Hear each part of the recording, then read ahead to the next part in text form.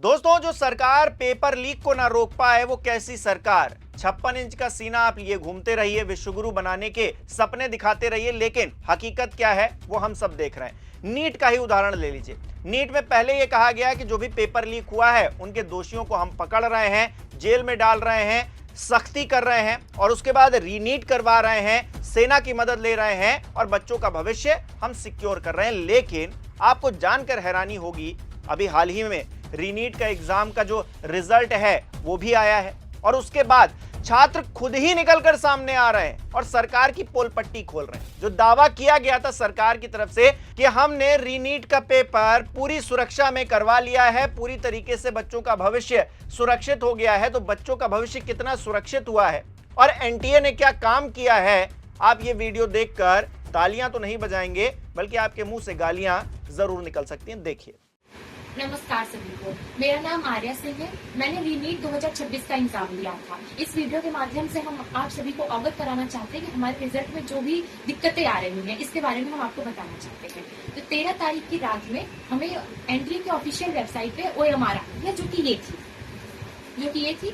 इसमें sequence number गलत था, लेकिन इससे पूरे जो भी थे हमारे 609 नंबर बन रहे थे। सीक्वेंस नंबर में जैसे क्वेश्चन नंबर हमारे थे उसमें 77 दो बार दे दिया था, 77 को मिसिंग करके उसकी जगह 85 दो बार दे दिया था। लेकिन इसमें से जो नंबर आ रहे थे वो हमारे 609 नंबर बन रहे थे। इसके बाद हमने उनके चैलेंज पोर्टल पे जाके हमने कंप्लेंट फाइल करी, जिसका प्रूफ हमारे पास ये है कि हमने करा है कि हमारे 77 मिसिंग है, 85 दो बार किया है। तो उसी दिन शाम को एनटीए की ऑफिशियल वेबसाइट पे ही चैलेंज वाले पे हमें ये OMR अपडेटेड OMR मिलती है, जिसमें सीक्वेंस नंबर सही हो गया है और इससे भी 609 नंबर बन रहे हैं और कुछ दिक्कत नहीं थी। इसके बाद अब कल रात में हमें रिजल्ट आता है हमारा, जो कि सबसे पहले हमने 12 बजे के लगभग हमारा रिजल्ट खुला, जो कि 540 नंबर बने इससे। लेकिन जब हमने 2 से 3 बार खोला 540 ही आए। उसके बाद जब हमने उसके 1-1.5 घंटे बाद ओपन करा तो हमारा रिजल्ट चेंज करके उन्होंने 167 का रिजल्ट कर दिया है। ये इसके रिगार्डिंग हमने एनटीए को मेल भी किया है, जिसका प्रूफ ये रहा, और हमने एजुकेशन मिनिस्टर को भी मेल किया है, जिसका प्रूफ ये। तो हम आप सबसे ये बताना चाहते हैं, हम आप सबसे न्याय ये चाहते हैं कि हमें इस पे न्याय दिलाइए। हमारे प्रधानमंत्री जी से हम कहना चाहते हैं और हमारे एजुकेशन मिनिस्टर सर हैं उनसे भी कहना चाहते हैं कि हमें इस रिगार्डिंग हमें न्याय चाहिए। अभी रीनीट का रिजल्ट आया है और उसमें मेरे 164 स्कोर दिखा रहा है, जबकि इसमें मैं जो ओवरऑल करके आया था, जब मैंने चेक करा तो मेरा 634 निकल रहा था। पर इन लोगों ने जो OMR भी भेजी है उसमें भी इतने ज़्यादा क्वेश्चन लेफ्ट आउट दिखा रहे हैं और जो मार्किंग हो रही है वो भी मैं जैसी मार्किंग करके आया था ना, उन क्वेश्चन पे वैसे मार्किंग हो रही है। और फिज़िक्स में अराउंड 25 के करीब लेफ़्ट आउट हैं, जबकि मैं फ़िज़िक्स में इतने ज़्यादा लेफ़्ट आउट करके ही नहीं आया। ज़्यादा से ज़्यादा 3-4 लेफ़्ट आउट हो गए होंगे। और बस मैं यही चाहता हूँ कि एनटीए इस पर देखे कि OMR में क्या गलती कर दी है इन लोगों ने, क्या हुआ है मेरी OMR में, और ठीक करके मेरा रिजल्ट दोबारा आए। तो आर्या सिंह हो या फिर अभय यादव हो और ऐसे तमाम और उदाहरण हैं, सोशल मीडिया पर लगातार वीडियोज आ रहे हैं, सबूत के साथ में वीडियोज आ रहे हैं। दोस्तों, OMR शीट सामने रखी जा रही है और कहा जा रहा है, बताया जा रहा है कि हमारे नंबर इतने होने चाहिए, लेकिन इतने बताए जा रहे हैं। अब ये जो निकलकर बातें सामने आ रही हैं, इस पर एनटीए की तरफ से सफाई नहीं आ रही है, बल्कि जो बच्चे अपनी तरफ से कोशिश कर रहे हैं कि हम एनटीए से कम्युनिकेट कर पाएं, तो इनको झूठा बता दिया जा रहा है। अब ये सरकार तो वही है कि अगर मोदी जी पर सवाल उठाइएगा, उनकी कार्यशैली पर सवाल उठाइएगा, तो बता देंगे कि आप देशद्रोही हैं। मतलब मोदी जी देश हैं कि आप मोदी जी पर सवाल उठाइएगा तो आप भारत पर, देश पर सवाल उठा रहे हैं। तो इसी तरीके से ये लोग क्या करते हैं, कहीं पर इनकी कमी निकलकर सामने आती है तो उस व्यक्ति को ही सामने सवालों के घेरे में खड़ा कर देते हैं। अभी देखा ना कि CBSE में जिस बच्चे ने पूरा पोर्टल का जो बवाल चला, उसमें एक सरकारी चैनल के बड़े पत्रकार हैं, उन्होंने कहा कि नहीं ये तो छात्र है ही नहीं यहाँ का, ये हिंदुस्तानी ही नहीं है। मतलब ऐसी बातें भी होने लगती हैं। हंसी आती है ऐसे लोगों पर और ऐसे लोगों की कार्यशैली पर।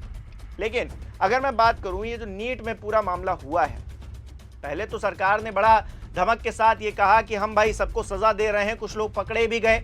आज तक कोई सख्त कार्रवाई नीट पेपर लीक मामले को लेकर क्या आपने सुनी है? क्या कहीं पर आपने देखी है? सरकार का कोई आंकड़ा है जो ये बताए कि इतने लोगों को हमने फांसी चढ़ा दिया, इन्होंने बच्चों के भविष्य के साथ खिलवाड़ किया था? कोई मतलब एक चीज, ऐसा एक उदाहरण आप नहीं दे सकते। और उल्टा हो क्या रहा है? आप नीट भी सही तरीके से नहीं करवा पा रहे हैं और रीनीट भी नहीं करवा पा रहे हैं। बच्चों के भविष्य के साथ वहां भी खिलवाड़ किया जा रहा है। मतलब एक पारदर्शिता की जो बात हम करते हैं, एक रिस्पॉन्सिबिलिटी की जो हम बात करते हैं, कहीं पर नजर नहीं आ रही। और दूसरा, जब छात्र उमड़ेंगे जंतर मंतर पर तो आप कहेंगे नहीं, ये तो सोरोस फंडेड है। जब एक शिक्षाविद आकर बैठ जाएगा, 20 दिनों की भूख हड़ताल करेगा, तो आप रातों रात उसको जो है उठा ले जाएंगे, कहेंगे कि भाई हमको इनको जिंदा रखना है तो हम इनको अस्पताल लिए जा रहे हैं। फिर आप क्या करेंगे? उस पूरे जंतर मंतर को घेर लेंगे, डराने की कोशिश करेंगे छात्रों को। और यह भी कहा जा रहा है कि इस प्रोटेस्ट को खत्म करने के लिए, अब देखिए रातों रात क्या हो जाए कुछ कहा नहीं जा सकता। लेकिन इस बीच जिस तरह की खबरें सामने आई हैं, जो ये 2 उदाहरण मैंने आपको दिए, बच्चे खुद ही बता रहे हैं, कोई राजनीतिक दल नहीं बता रहे हैं कि अखिलेश यादव कह रहे हो, केजरीवाल कह रहे हो आके कि भाई इस बच्ची के साथ ऐसा हो गया। बच्चे खुद ही बता रहे हैं आकर, और उनको न्याय आप दे नहीं पा रहे हैं। तो उनको भी बता दीजिए कि वो पाकिस्तानी है, उनको भी बता दीजिए चीनी फंडेड हैं ये लोग। क्योंकि सोनम वांगचुक को तो आप कह ही रहे हैं ना कि ये तो चाइना से फंडिंग लेकर भारत के खिलाफ धरने पर बैठ जाते हैं। तो ये बच्चे भी आपको बदनाम करने की कोशिश कर रहे हैं, या फिर सवाल पूछ रहे हैं आपसे, आपकी जवाबदेही तय करने की बात कर रहे हैं।